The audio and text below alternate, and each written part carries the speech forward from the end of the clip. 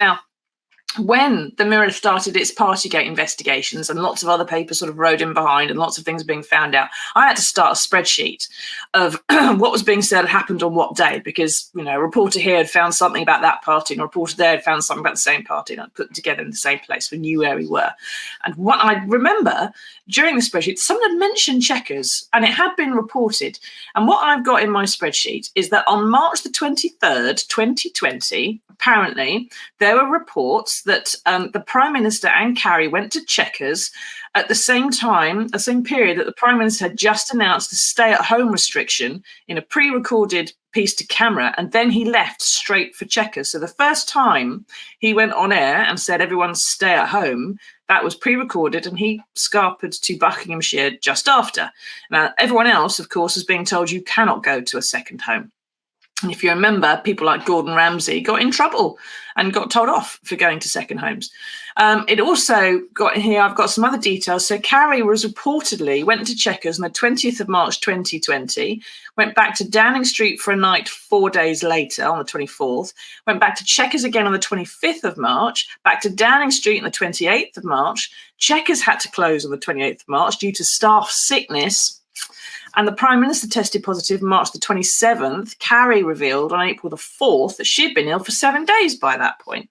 And Tortoise, the media website, had reported on some of all this shortly afterwards. Ben, is that the kind of period we're talking about, March 2020, right at the beginning of things, or is it further on in other lockdowns? No, the information that's been passed to Thames Valley covers June 2020, and the back and forth, if you like, between Chequers, which is near Aylesbury, back and forth between Chequers and Number 10. I think I remember Downing Street has basically previously, a couple of years ago, confirmed that the then PM and Carrie Simmons, as she was then, because obviously they were married at that point, did commute back and forth from Chequers to Downing Street, I think between the March 20th and the 26th. Now, as far as I can remember, they certainly at the time would have said it was all within the rules because of government business. And I think, of course, Carrie was pregnant at the time as well. Right. And what government business has she ever carried out? Now, what's really fascinating here is how all this came about. So digging deep, everybody. So Boris demanded and got taxpayer-funded lawyers, right, to defend himself at the COVID inquiry that's coming up, where he's going to be accused of locking down too late and not doing it properly. Now, those lawyers are paid via the Cabinet Office and the taxpayer. They're our lawyers, technically. So he gave them his diary to prepare his defence, and while thumbing through it, they found, amid all the drawings of boobies and some dirty words in Latin, they found evidence that they felt duty-bound, reportedly, to report to their employers, the Cabinet Office. Those civil servants then, because they're impartial and they follow a code of conduct, decided it needed to be referred to the police, which is why we are where we are. Now, Ben, it's got to be said, if this man, who has made £4 million, I think last time I checked, from speeches since he left office, had paid for his own damn lawyers, they'd have pointed this out to him. And it could therefore have been sat on. He might have avoided all this, mightn't he? Oh, quite possibly, but there's a lot of information that's going to the public inquiry. And this is the stuff that's come out so far. There's not even, not that it's not related to public inquiry, but the public inquiry hasn't started taking evidence yet. We'll start going through all the documents and, other things that are going to probably end up with the public inquiry, such as Matt Hancock's WhatsApp messages that we've seen quite a lot of. Oh, God. I hope there's no answer on them. There will be a lot of gold there for journalists. And then if you flip it round, it's all very well me making light of it, but there'll be a lot of information in there that for bereaved families will be very hard to stomach. That at the time that people were dying in their hundreds each day in hospital, some of the messages that you'll have seen going back, or that we're likely to see having gone back and forth, I think they will create quite a lot of anger and upset for relatives of those who died, and indeed people who are still suffering with long COVID, tens, possibly hundreds of thousands of them, as we know. Yeah, it is something more serious than just Boris Johnson having some problems. Lazy says Boris made the rules. If he broke them, he should pay the penalty. He always seems to think he's above the law. Peter on Twitter says life is just a game with no rules for such a hedonistic class of arrogant rich boys with no sense of responsibility. I think, generally speaking, most people are going to be fairly despairing of hearing that there's more stuff to investigate. But I suppose the question really is whether A, this was illegal. We'll find out in the fullness of time. The police, I'm sure, will tell us. And B, whether it's worth doing anything about it. Because, he's been fined. He's been proven to have broken the law. The sort of public, if you like, the integrity of public life has been upheld because the person at the top has been penalised. He was Prime Minister when he was fined. Let's face it, Ben, if you or I at this stage were found to have, technically breached the COVID laws 3 years ago, we probably wouldn't be fined, would we? We'd probably get a stern warning from someone. So, and Boris is clearly saying this is all a political stitch-up. Is he going to, and would it make any difference at all if he was fined? I mean, people already know that he broke the rules and he's been fined for that. People realistically suspect he broke them more than once. He's only been fined for one thing. But you look at some of the parties that he attended that the police didn't fine him for.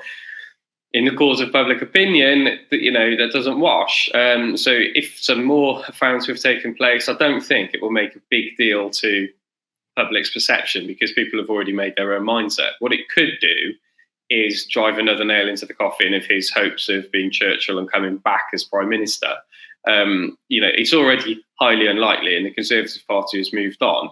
We've been discussing who might take over as leader if they're in opposition. And we've mentioned Suella Braverman. Well, obviously what Boris Johnson hopes is that Rishi loses the election, Boris Johnson leads them in opposition, taunts Keir Starmer every day and certainly every week at Prime Minister's questions, and then comes back 5 years later as the second coming of Boris Johnson. Oh, God. So I think people have made their minds up, really. And you mentioned, like, if it was you or me, well, no, the police wouldn't even bother investigating allegations now. But obviously, Boris Johnson was the one making the rules and is of a much higher profile. So they will at least look at these. But in terms of, whether one extra fine will further sully his reputation, it'll further sully it, but it won't, people have already made their minds up about Boris Johnson. Yeah, I mean, his reputation arguably hasn't got a bit on it that's not sullied at this stage of his life. Mike says people have been fined in courts this week for COVID breaches in 2020. Cases are ongoing, which makes his supporters' claims that we've moved on look a bit sick. If that's the case, Mike, then you're absolutely right. And maybe we're wrong. And if Ben or I had done anything like that, we would be facing the same penalties. Better go and clear out my diary, hadn't I? Pretty sharpish. Not that I broke the rules. But we shall see. I suspect, that we're going to get to the point, maybe, although he says he wants to fight the next election, he's got a very narrow majority in Uxbridge. And if it gets to the point that there's even more Privileges Committee investigation and everything else, is Boris ever going to get to the stage where he just goes, oh, hang this, and quits in disgust before he, before he has to deal with any of it? So what could happen, right? And I'm not suggesting this is what Boris wants to happen, but what could happen is the Privileges Committee suspended for 10 days, triggers a by-election, Labour throw everything at it, the majority is 7,500. So he loses the by-election.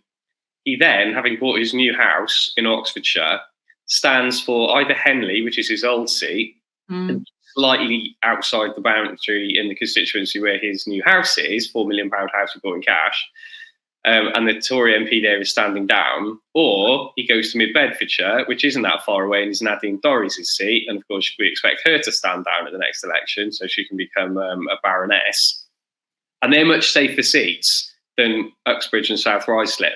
So gets ejected by voters as a martyr, manages to do a chicken run to one of those much safer seats, probably Mid-Bedfordshire rather than Henley, I'd actually suspect, where the majority is 20-odd thousand. And then he's got a very safe Conservative seat, even allowing for the Conservatives losing the election, that majority in Mid-Bedfordshire coming down, it'd still be a safe seat, comparatively. And then he becomes leader of the opposition.